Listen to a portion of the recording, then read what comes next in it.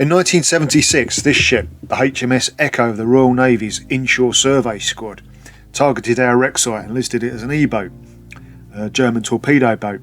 Quite why they claimed it was an E-boat, we don't know. It's probably easier just to say it's an E-boat and move on to something more interesting. It's probably this guy's fault. As a result, our mate Kendall, in his book Dive Sussex, said that this unknown wreck has had both naval and civilian divers on it, and the argument about whether it's an E-boat or not still rages. Well, that argument was probably settled over 40 years ago, but the wreck site just became known as the E-boat.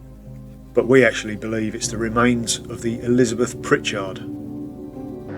On May the 4th, 1908, shortly before 4:40 p.m. in thick fog, Elizabeth Pritchard was on her way down the channel on a voyage from Aarhus to Swansea, a cargo of metal turnings.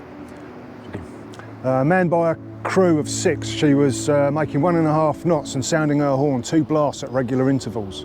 Those on board the Elizabeth Pritchard then heard a steam whistle off the port bow, which proves to be the 3,000-ton SS Belford, captained by George Chase. Looming large out of the fog and travelling at speed, the Belford spotted the schooner and was ordered to go full astern. The Elizabeth Pritchard then went hard at port, but the steamer struck her on the port bow and she was sunk in minutes. All the crew were picked up by the Belford, landed at Dover. The Elizabeth Pritchard now sits 8 kilometres from Beltute, just over there somewhere, just down there. And Jamie's going to tell you all about it underwater.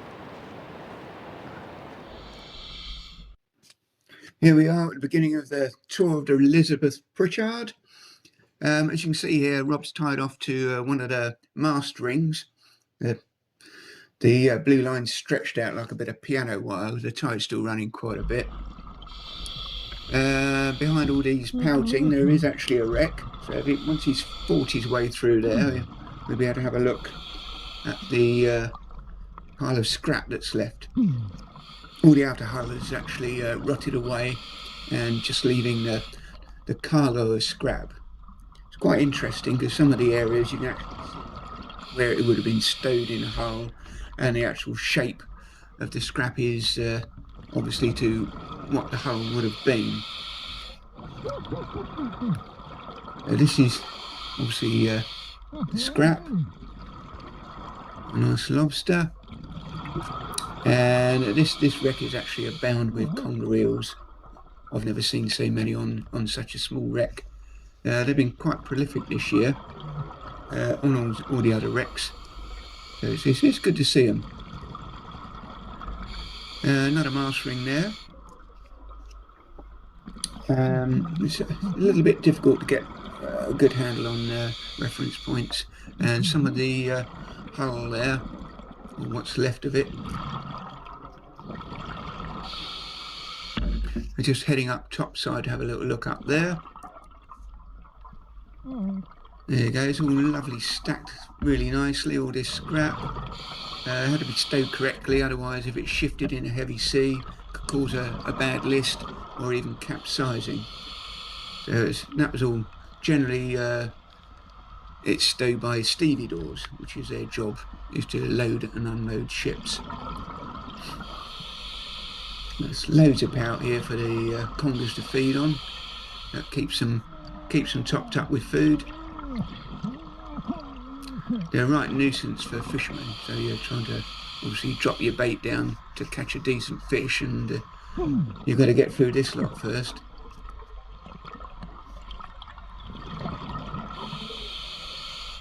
You almost see that there. They've got this sort of a thrilly bit on the underside of their head on the congers.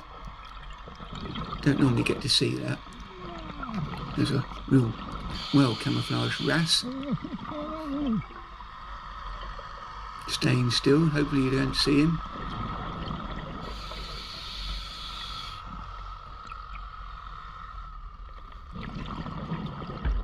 I don't know whether we're going forwards, aft, port, starboard. Not really sure, to be honest, at the moment. Need some reference points. Nice big conger. It's on this wreck that I've seen. It's the biggest conger I've ever seen before. not this one, but it was colossal.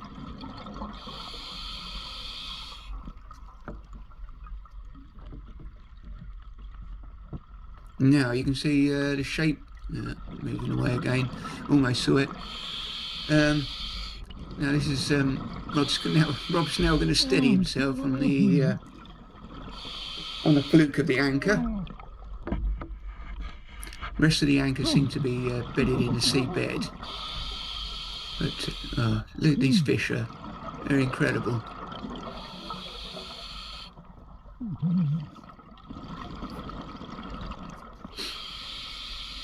More ship's timber.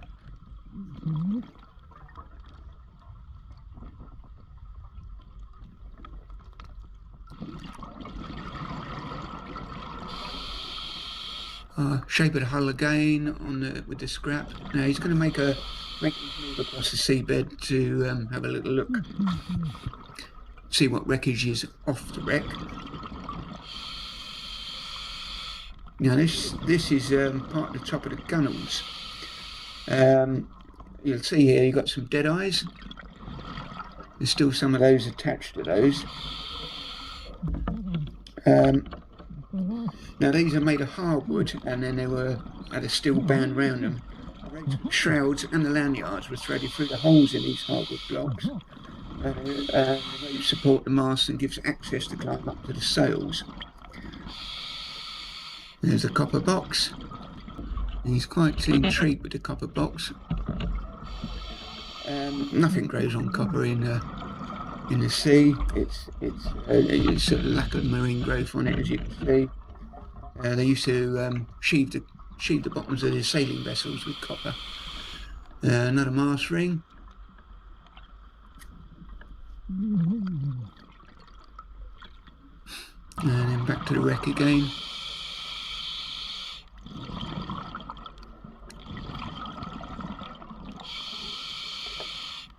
More scrap, more scrap, more scrap. No shortage of that. We think it's probably a return cargo coming back to Wales. So having taken a cargo out, it needs a return cargo rather than coming back empty-handed. Don't know why they bring steel back to Wales otherwise.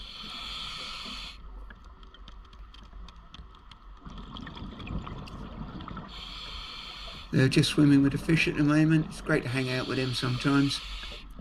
Oh yeah, this is interesting. This is where the one of the masts would have been.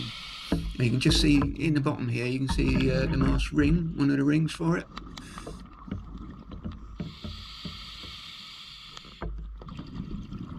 There we are. There have been 3 masts on this, being a schooner. And they have a rear mizzen, main and foremast.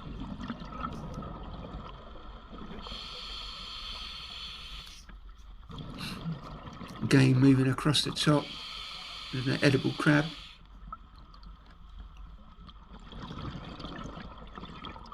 Lattice work of this scrap, all stored.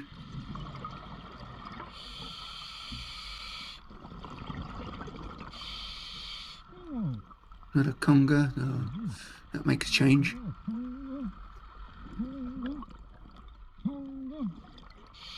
Seems to be rather a lot of congers in this particular area. Whether it's the leading side for the tide, I don't know. Maybe a better side for feeding. They don't tend to give us any trouble. They're a little bit inquisitive, but tend to back off as we swim over them. A little bit shy, I would have said. And back to the box again. Not sure we're going to find any clues on that, Rob. It seems to be well encased in there. I don't think that's ever going to come out.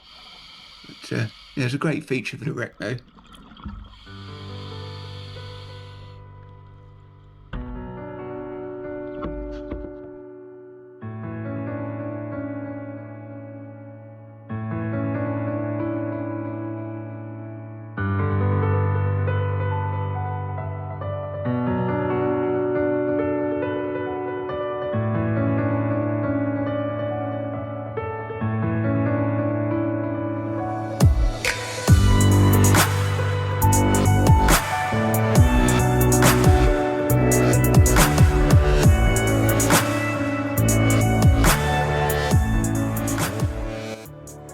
I hope that is of some interest. We've now retired to the pub. We've just been in here as well. The Beachy Head Story, which is just next door to this pub. Tells you a bit about the area. We just found something out, haven't we? We have.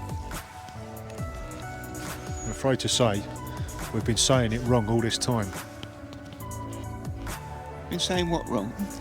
I don't want to say it. We haven't been pronouncing Beauchief correctly, have we? You say Bew Chief, I say Bow Chief, and we're both wrong, aren't we? Well, according to what's in there, yes. Yeah. What is it? It's Bechiff. Bew Chief. Right. I'll prefer my way anyway. I prefer mine.